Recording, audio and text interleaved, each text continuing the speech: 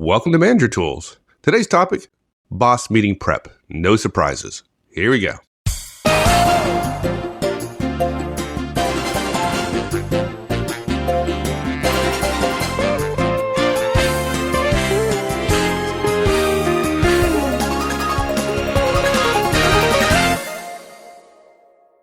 Today we're going to talk about how to prepare your boss for attending any meeting you're running. It might be surprising to folks that we're doing this, but in our experience, too many directs surprise their boss in the meeting. Yeah. And your boss getting surprised in a meeting, that's not a good thing, right? Yeah, I think people feel like, well, everybody's a professional. And so when we come to meetings, if you have, in this case, we're going to talk about deliverables. And if you haven't done something, you ought to own up to it. But gee whiz, if you know your boss is going to end up being under the bus, even if you didn't throw him under the bus, wouldn't you do something to say, hey, by the way, don't walk in front of the bus? Even if you're not the driver, even if you're a passenger, you got to do something. Even if you're a bystander, right? Yeah, it's one thing for your boss to be surprised and for you to be the cause of it. But your boss getting surprised in front of his own directs is a very bad thing. And your boss getting surprised in front of her directs when you knew the topic was scheduled and would likely surprise her is not just very bad, it's almost intolerable. I hate to say this, but as a boss, if that happens a couple of times where, again, being surprised is something you assume your directs don't want to do to you, but then they have foreknowledge that you're likely to be surprised and they go ahead and surprise you, then that becomes intentional at some point, right? Yeah. Well, I tell you what, I try not to give feedback to folks unless I can chuckle while I'm doing it, Right, yeah. I try to manage myself that way. Right. But in this case, I'd have a real hard time chuckling when giving this feedback. Yeah, a little bit of anger there, probably, right? Which, of course, makes it not feedback. But yeah, I'm with you. I mean, I'd be a little bit ticked off too.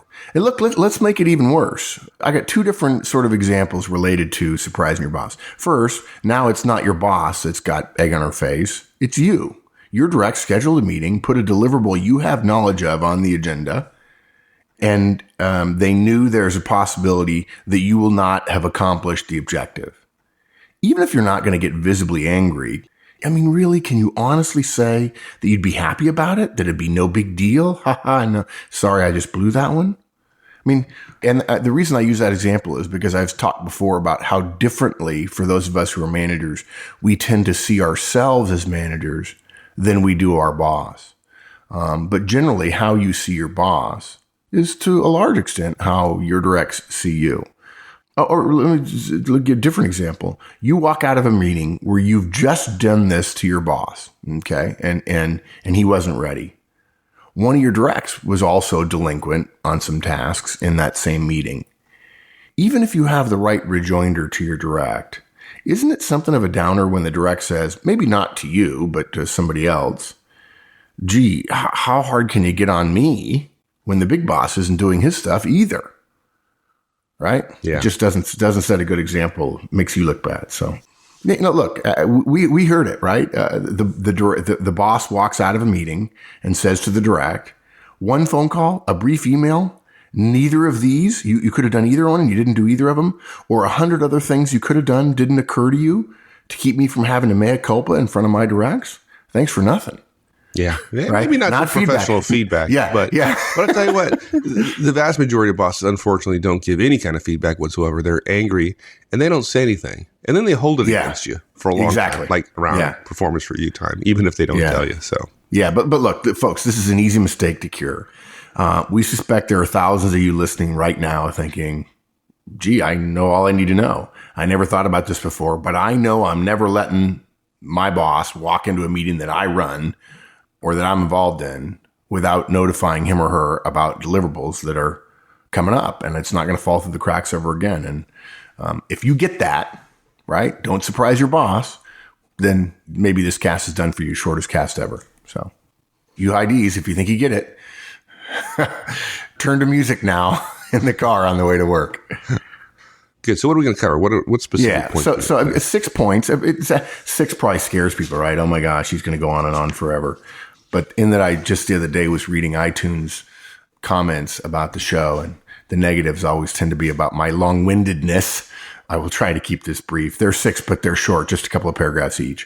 First of all, number 1, always inform your boss of relevant agenda items. Okay. Number 2, always review and communicate deliverables that have your boss's name on them. Number 3, always review and communicate deliverables with your boss's peers' names on them. And you'll figure that out. It's not a big stretch to get there, right?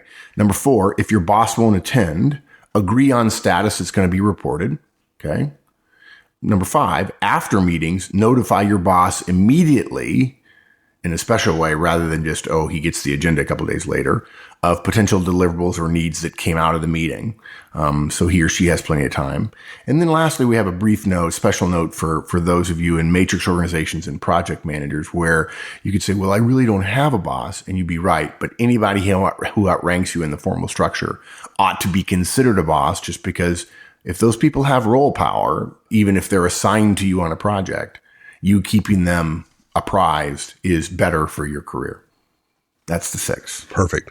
Okay. So the first one's pretty easy, right? If you're running a meeting and your boss is implicated in some way, right, you got to tell him first. So always inform your boss of relevant agenda items. Yeah. And it's just, folks, this is just professional courtesy.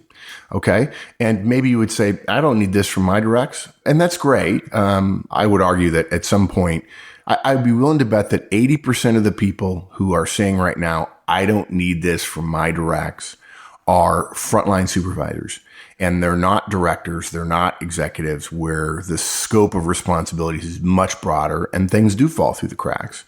And in fact, sometimes executives choose to let things fall through the cracks, whereas more junior managers don't tend to do that as often. Right. And they have to let things fall through the cracks. Yeah, they do, because you can only work on 2 or 3 things. Priority, yeah. Right. So, yep, right. And look, don't mistake us, folks. We're not talking about only the case where your boss has a deliverable. This is whether she's going to be asked for an opinion or give a high level brief on something or be asked for insight into what's coming down the road. It doesn't matter. If your boss is on the hook for something or will be put on the hook for something, you have to give them a heads up. Yeah. And look, it's not hard. You walk through your agenda and you ask yourself, is there anything here that my boss might be asked about or expected to respond to if he's going to be at the meeting? Now, look, we always recommend you do the review in case your boss shows up. But look, you don't have to assume your boss is coming if she never does. And you don't have to inform her of every detail if she doesn't come. The point is, we recommend you know in advance what things might have impact for your boss, so that if she does show up, you'll have wanted to have reached out to her, ideally. Okay. If you know your boss is coming, then you're obligated to tell him or her what in fact was going to come up. Okay. If you don't know your boss is coming, you might say, well, then I don't have to do this. Yes, you do, because the moment your boss is there, you have to recall immediately, what were the pinch points that I noticed regarding the agenda? And you realize she may not be ready. You've got to consider your options. Now, look, what can you do in that situation where you can't be sure that your boss is on top of something? You could skip the item. I mean, it's not rocket science. It's your agenda. It's your meeting. You could just skip it. You could brief the point yourself, and you could take responsibility yourself and then allow your boss a graceful chance to punt. If your meeting is 2 hours long and your boss is there in the first hour, but the point is only going to come up in the second hour, then brief your boss during a break. Because if you have 2 hour meetings, surely you have a break. Or, I mean, nowadays, if everybody has laptops up, you could send your boss an email during the meeting. Or if in fact you don't have time, your boss shows up, you didn't expect him, you did review the agenda, and you recognize that there's a pinch point coming up, you could simply say to the boss, listen, I apologize. I should have let you know point X is coming up later. You and I can talk about that later, and give him or her a public step aside for the point. And then if the boss wants to engage, fine. But if I were the boss and I weren't ready to discuss it because I had dropped the ball and bosses dropped the ball, then I could say, hey, great, thanks. No problem. We'll talk about it after. Good. Okay. And those are just agenda items, right? Those are just points that may come up. Those aren't deliverables. Yeah, so let's talk about deliverables, because that's even more significant, right? If your boss is on the hook for something, has to deliver, you're going to always want to review or communicate those deliverables with your boss before the meeting. Yeah. The difference between agenda items and deliverables is like the difference between thinking about going to the gym and spending 2 hours there with with a diabolical personal trainer. One of them is a good start, and the other really, really, really delivers results. You never, ever, ever want your boss caught flat-footed in a meeting you run regarding a known deliverable. Isn't it a way, though, of exerting some power over our boss? I mean, isn't it a way to put our boss in place? I mean, yeah, that's good. It's if we multiply that by a couple of factors, it's like us saying to the CEO all in unison, no, we're not going to do that because we all have power over the CEO, right? Yeah, I'm sure there's at least one person listening who doesn't think that's such a bad idea. Yeah. Boss, don't do it, really. No, don't do it. Don't do it. Tell your boss the truth, and the truth will set you free. We're not talking about, now we're talking about known deliverables. We're not talking about the times when someone suggests in your meeting, hey, maybe, insert your boss's name here, would call so-and-so and find out what the problem is. Those things happen in a meeting, and your boss can choose to ignore it or not, right? That's what we might call a target of opportunity. If your boss says yes, he's on the hook. If he declines, he's not. If somebody suggests it, if one of your directs suggests it because your boss is in the room and your boss declines or doesn't respond, the appropriate answer is just to say, I got it, and then move on. Yeah. But look, what we are talking about are deliverables or actions that others know your boss is responsible for.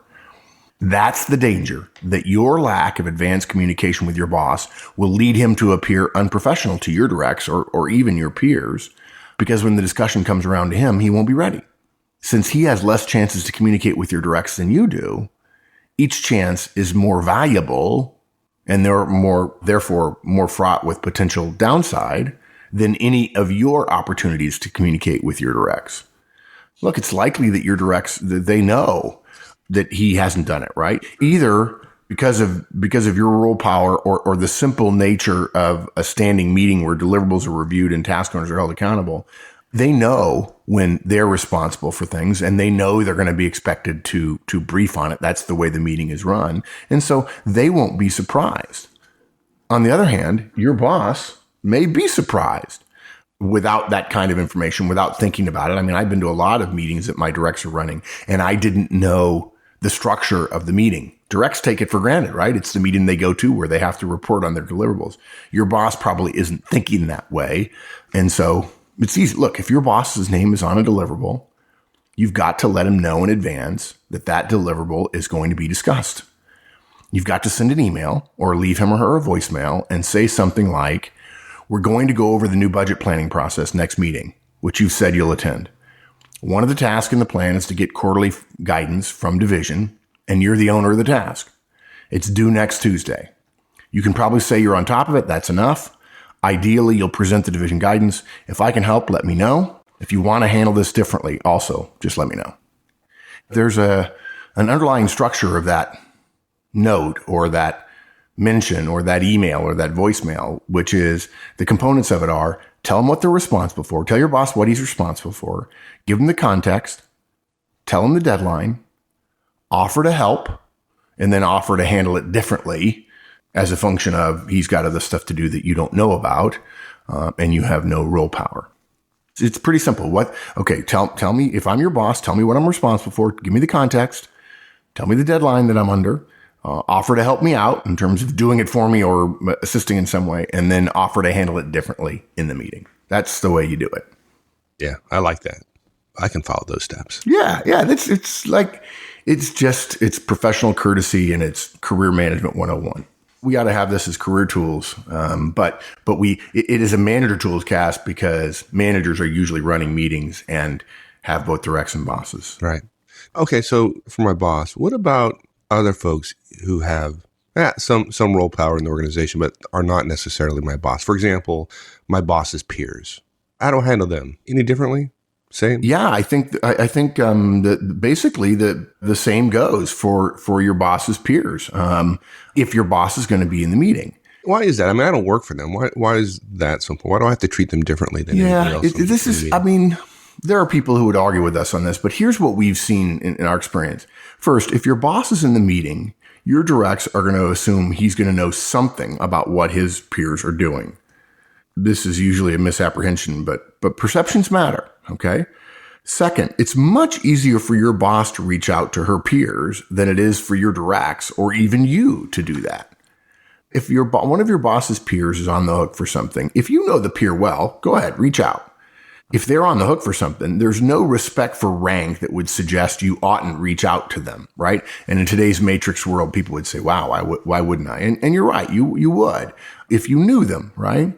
But whether you do or don't reach out to them, you do need to let your boss know about deliverables that are reportable in a particular meeting that are at his or her level. Okay, now let's go a step further. I can hear people out right there now saying, well, why? If your boss knows in advance of a deadline and chooses to say, I missed and I'll get back to you, right? He can do that. It's good to be king or queen. It's his call. In a way, he's throwing himself under the bus, and, throwing yourself under the bus is actually professional in some sense. But if you reach out to his peer and you get no response, and then you brief that, frankly, folks, your boss has every right to say, dude, why didn't you call me? You do know he's on special assignment to the EVP of manufacturing on this new lean effort, right? I mean, he's buried. Let me call him. And your boss, frankly, if he sees you throw one of his or her peers under the bus, is going to think, wow, what meetings did I miss where I was under the bus because this direct could get away with it? He's not sensitive enough to role power to know better. Right. In that moment, you go from a project manager to some kind of whiny direct, throwing that senior person under the bus for not delivering on their deliverables. And it's not a great look for you. Yeah. Just saying. Yeah. So look, let your boss know what's going on with his peers. Let him know if a dime is going to be dropped. Mike, do you remember? That's what we used to say in 7th to the 8th in Hawaii. Dave Lynch used to tell me, don't drop a dime on me in a meeting unless you talk to me first. And I was a young lieutenant as the personnel officer and often in my first few meetings did that. And boy, I learned the hard way. The captains didn't like that. They don't like that. Yeah. Of course, I couldn't send an email. I know it makes me old, folks, but I couldn't send an email because we didn't have email back then. But look, what we're recommending here is send an email or call your boss. Allow him to take responsibility for an additional reach out to his peer.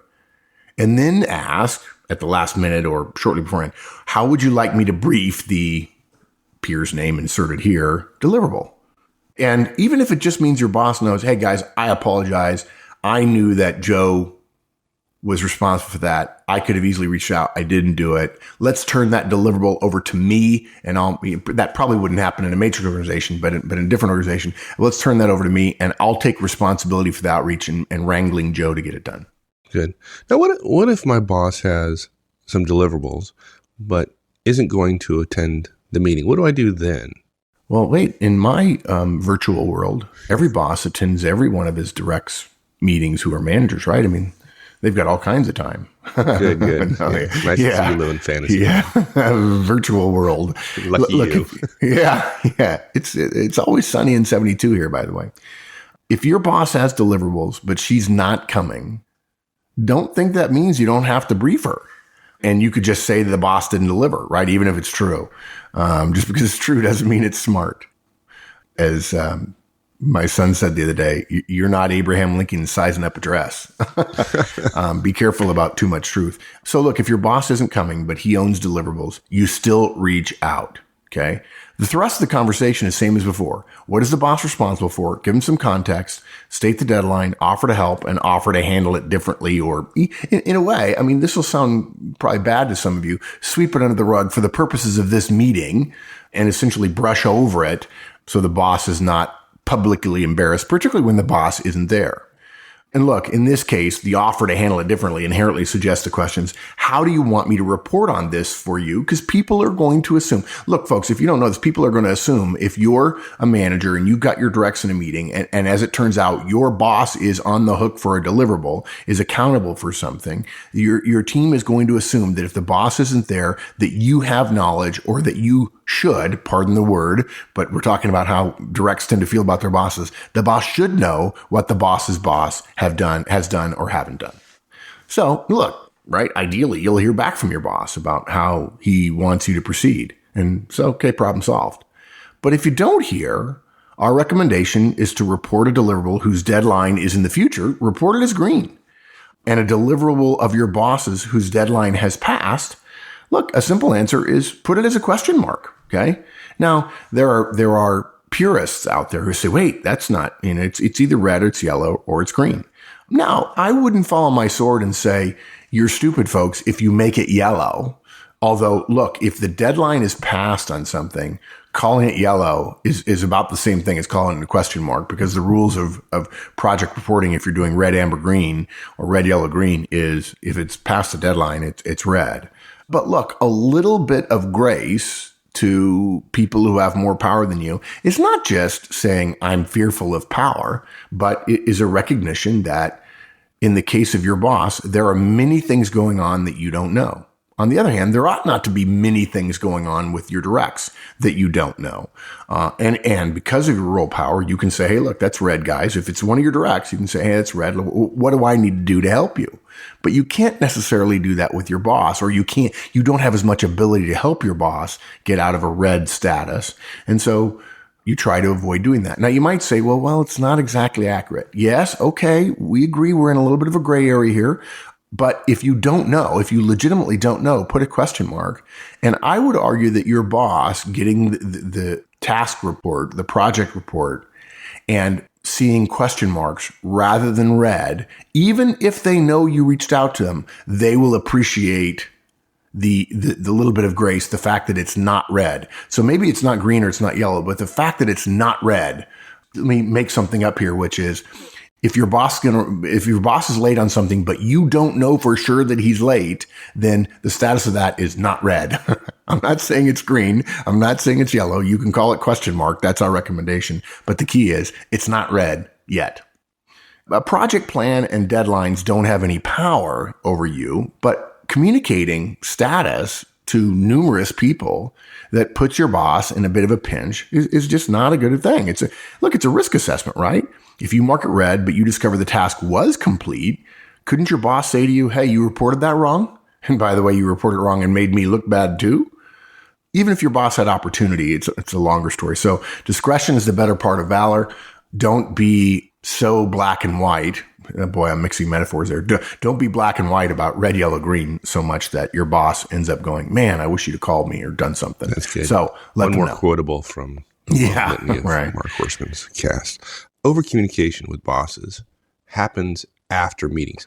You can save yourself a lot of trouble if you simply, after the meeting, notify your boss immediately of potential deliverables or needs. When you leave a meeting where your boss may have inherited a deliverable, that's the first note you send to your boss. Yep. If you're smart, you're going to overcommunicate on your boss's deliverables and give him or her plenty of advance warning about approaching deadlines. And then you won't be in the uncomfortable position of having to do what we've described earlier. Right.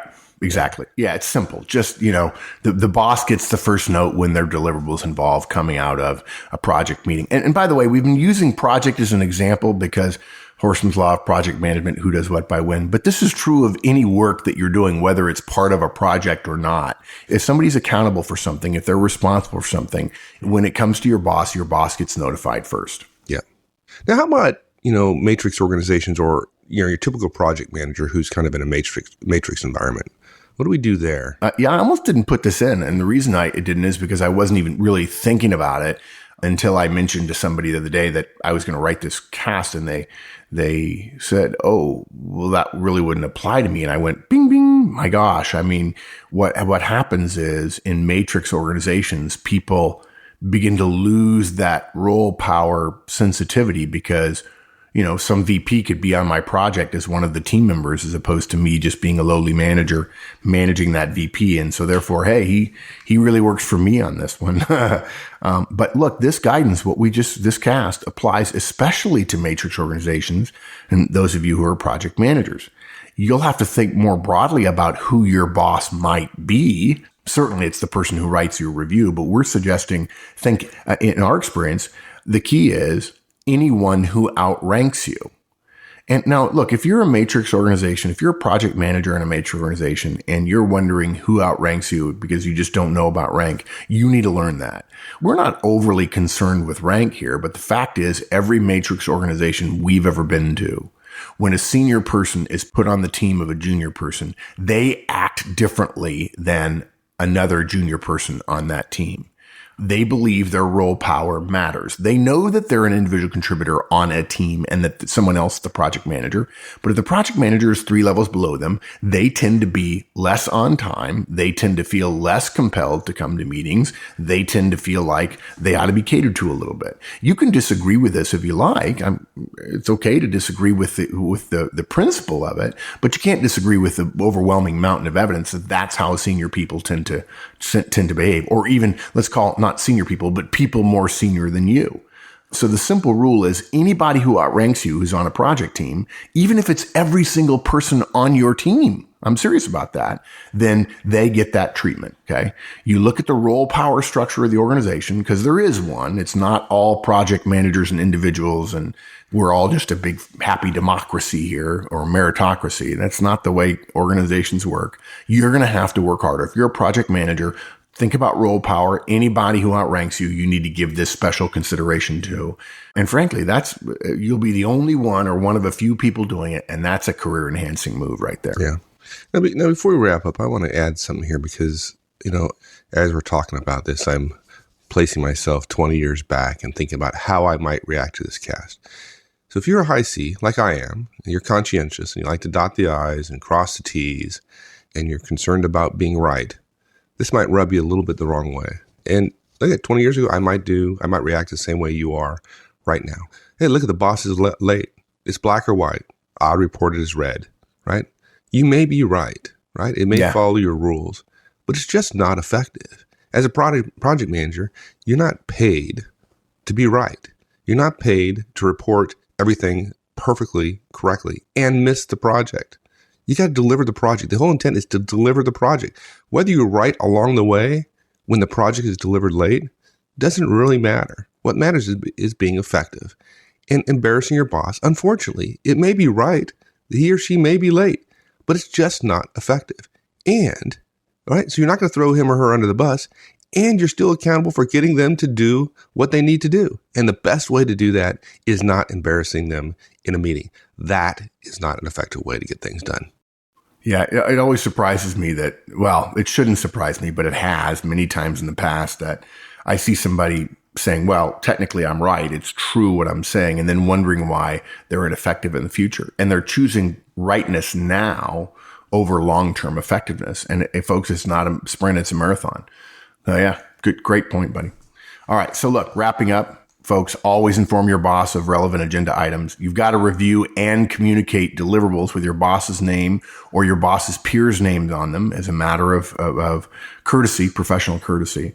If your boss is not going to be there, but he or she's got a deliverable, agree on the status that you're going to be reporting for them, and avoid reporting red unless they know you're going to report red. Look, after a meeting, same courtesy extends. Notify your boss immediately of potential deliverables or needs. And then, of course, please recognize this applies in a matrix organization as well. Folks, surprises, your boss, and your career don't mix well. When your boss or his peers or her peers have exposure, let them know in advance. In a way, this is just another example of the golden rule at work, which is he who has the gold rules, so take care of the guy who has, no, I'm kidding.